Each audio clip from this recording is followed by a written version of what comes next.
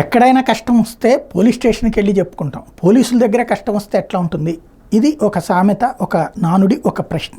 అలాగే ఇళ్లల్లో ఉంటే డబ్బులకి ప్రాబ్లము, లేకపోతే జేబుల్లో ఉంటే డబ్బులకి ప్రాబ్లం అని బ్యాంకుల్లో పెడుతుంటే ఆ బ్యాంకులలో ఉన్నటువంటి సిబ్బందే సైబర్ నేరగాళ్ళకి సహకరించి అక్కడ దోచుకోవడానికి సహకరిస్తున్నటువంటి ఉదంతం తాజాగా వెలుగులోకి వచ్చింది. బ్యాంక్ ఖాతాల వివరాలు ఇస్తూ సైబర్ నేరగాళ్ళకి సహకరిస్తున్న ముఠా గుట్టురట్టయింది.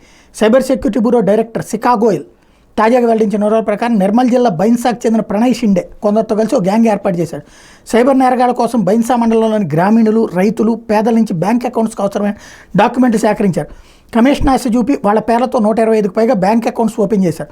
గుర్తు తెలియని వ్యక్తులు కొరియర్లో పంపించిన సిమ్ కార్డులతో బ్యాంక్ అకౌంట్స్ లింక్ చేశారు.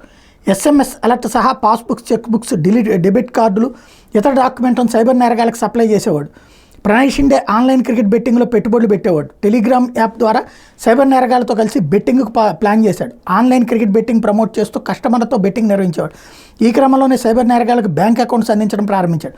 ప్రణయ్ సప్లై చేసిన బ్యాంక్ అకౌంట్స్తో సైబర్ నేరగాళ్లు ఆన్లైన్ మోసాలకు పాల్పడ్డారు. బెట్టింగ్ సహా ఇతర సైబర్ నేరాల ద్వారా దోచేసిన డబ్బును అకౌంట్స్లో డిపాజిట్ చేసి ఆన్లైన్లో ట్రాన్స్ఫర్ చేసుకునేవాడు.